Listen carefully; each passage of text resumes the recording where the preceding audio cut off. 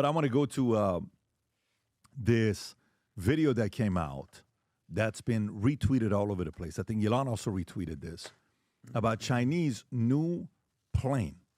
Okay, SSUAV spooks U.S. challenges its air superiority, but can it outfly latest air defenses? That's the question. Economic Times, Rob, if you got this clip here to show that new China plane that is on there, I think maybe even I retweeted it, but if you have it, just kind of share it. It may not be on my, but you should have it in the notes. I have it. So China's SSUAV, a super high altitude drone with 15,000 ceiling and 4,000 kilometer range, capable of carrying over 100 small drones or 1,000 kilogram of missiles, is set to undertake its first mission by June end, raising concerns in the U.S. about its challenge to its air superiority. Rob, if you want to play this clip, this is what it's capable of doing. Vinny, take a look at this. Scary. Watch this.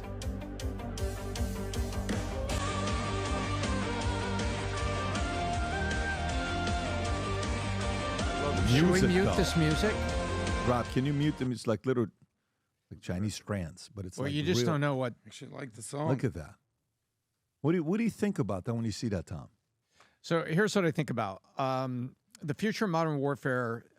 People aren't gonna like this, but this is a tool of future modern warfare, and modern warfare will work like this: they will penetrate air defenses and they will deploy that.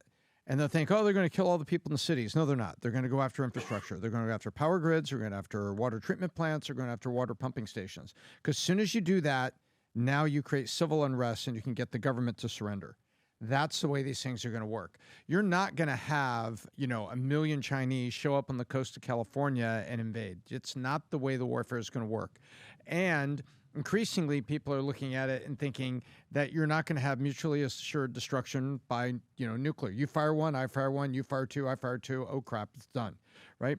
So that war in the future will be crafts like this, unmanned and controlled from afar, getting to an area and launching off and then completely disrupting everything. Look what happened in Gaza. No electricity, no water, no anything. And there you have it. You brought the whole thing to its knees. So that's what's going on. That's what I think of. And so think of this as a tool of the modern warfare where it's not soldiers killing each other. It is countries trying to incapacitate each other to get them to surrender and to take their land. I wonder what it does, though, because, when we talk about military-industrial complex, right, there's two sides of the argument. One of the arguments is what? I want to make bombs and bullets for You need sick traditional people for hospital beds to be busy. You need, cancer is a $200 billion a year industry. So if you cure cancer, that $200 billion industry wipes out and it goes away. So right? don't outlaw Roundup. Right. So what is the balance between military-industrial complex companies making money and actually preparing for a future invasion? How do you balance those two messages out? Well, I think what you do is if I'm Raytheon, I look at this video and I'm like, Mr. President, see, we need to make things like this as well. So it's basically, opportunity meets scenario in military spending. You paint scenarios, Pat. That is the opportunity for me to sell into the scenario for what you'll need. So when Raytheon sees this, they say, hey, dude, you're going to need a mass deployment device, or they'll come up with some military name for it. An MDD. You better have a mass deployment device that flies low under radar, gets in, and then releases all these drones, and then attack all their power grid. Right? So that's how it works. But you have to create the fear. You have to create the fear and the opportunity. Remember, the Cold War was incredibly profitable because we went from tanks to very expensive missiles and very expensive warheads and even more expensive silos and bases and submarines to launch them. I guess the question for me would be the following. How do you present that argument, not as in if you're Raytheon or if you're Boeing or any of those guys? How do you sell that as the president, as a person that's in office? Here's why we need to make these investments. How do you sell that? I know how to sell it, and I'm just thinking how you would do it. The way I sell it to American people, it says, if it's a Cold War argument. It says, if they're building systems like this, this is how they're going to use them. We need to be prepared for your safety and the continuation of our country and our economy and life as we know it. It's basically It's basically the nuclear war argument. If they're building X, we need to build Y. And the U.S. is always included. And thank goodness we have two oceans and one previously docile neighbor in Mexico and one talkative but completely harmless What do you think? neighbor Is in that- Canada. Is that verified that is something that they were working on? or June. is They're this- saying they're testing it in June, which is testing next it for month. June. Okay, me personally, that doesn't faze me because of how advanced we are. If something like that, especially under this administration, I don't have zero worries about anything like that because our capability with laser and nuke and like we if something like that touched our shores, Tom, it's over for China. And then I mean it might be over for the rest You're of that us. confident? I'm very, very confident working at a nuclear missile base that the amount of stuff that we have, the stuff that we'll never know. You'll never know 95% of what the Pentagon and what are like they're posting this video, whatever. If China puts that anywhere near us, it's a full-on war to them because Tom nailed it. They hit the water, they hit the energy, they hit electricity. It's a wrap. It's a wrap. But think about it. The last administration, China could have flown that thing over our country. They wouldn't have done shit. No, seriously. They were flying balloons. They were flying this. They're buying land. You could have done anything. This is a whole different situation with Trump and Pete Hegseth. But that honestly doesn't worry me because of what we have. Period. Yeah, I just think for me, to sit there and be that confident about what someone could do to us without us being paranoid, and we saw what happened in COVID. You know, are we ready for a cyber attack? No, I don't know. absolutely Are not. we ready for them taking down the financial system for a week? What would that do to the economy? What would that do to communities? Are we ready if we don't have power and you Nope. can't go buy food? And what Nope. percentage of people have stockpiles of food and stuff in their place to be ready for it? I don't know if we're ready for that. Do you think they have the capabilities to do things like that? Yeah. So you know what my challenge is? Why, like that video that I played earlier where the guy said, no, you're liberal. In our country, we don't believe in your values. No, we are not okay with that. But we're okay coming to you because you allow us to do it, right? That gives me the vibes what that guy said to what China does. We want to come into your country and sell us our products and the stuff that we're building for you, but you can't come to our country. No, we only want to come to you. No, you can't come to our country and convert Muslims into Christians, but we're coming to you. No, you can't come in our country and open up Facebook, YouTube, but we're coming to you. We're going to come TikTok your kids. We're going to come and teach. So that is the part where military, when I see stuff like this, the drone, by the way, a drone attack, you got 50,000 drones in there. You saw these drone shows that they do all this stuff, how quickly it changes and, you know, all the stuff that's going on. So you look at the sky, there's 50 drones coming your way. What are you doing? It's over. No, but what do you, like, what is the military doing?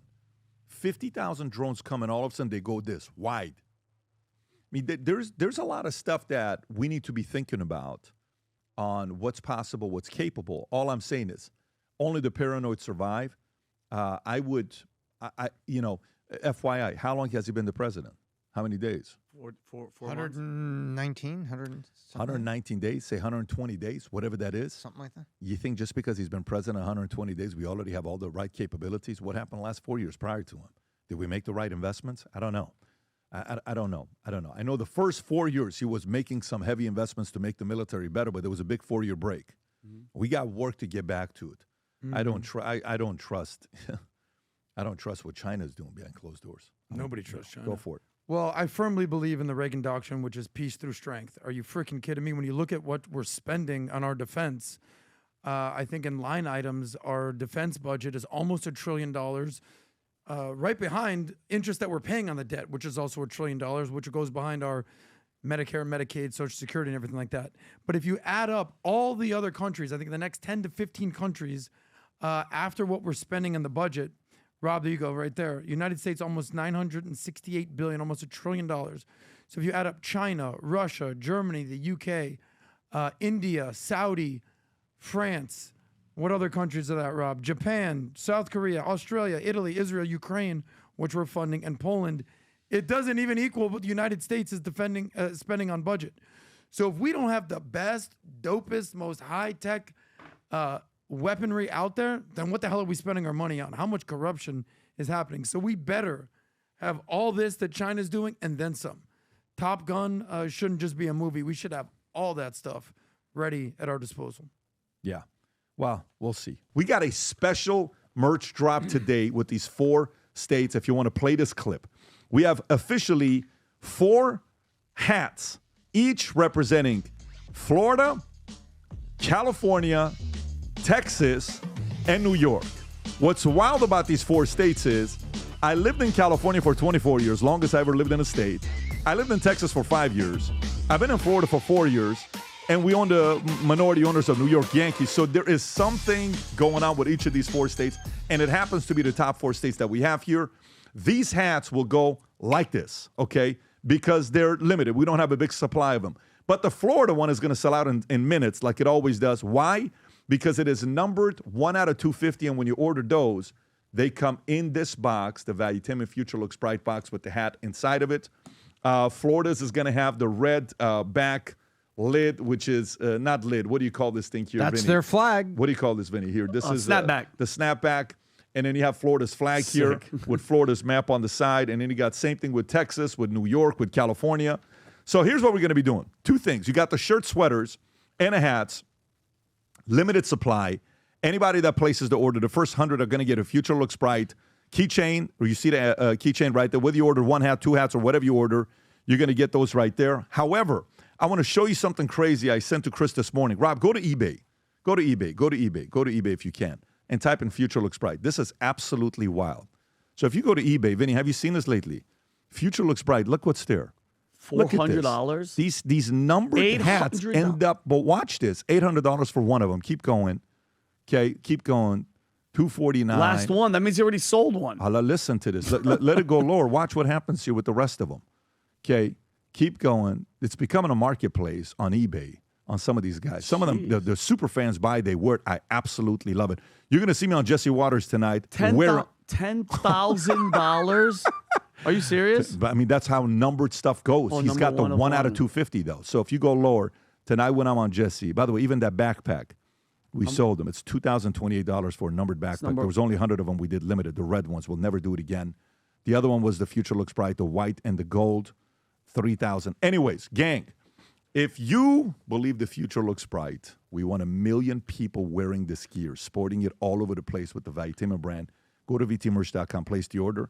And those of you guys that are in the PBD Podcast Circle, you were told about this before anybody else, as well as the PBD Entrepreneur Circle. If you join the circle, you get these merch drops before anybody else. If you enjoyed this video, you want to watch more videos like this, click here. And if you want to watch the entire podcast, click here.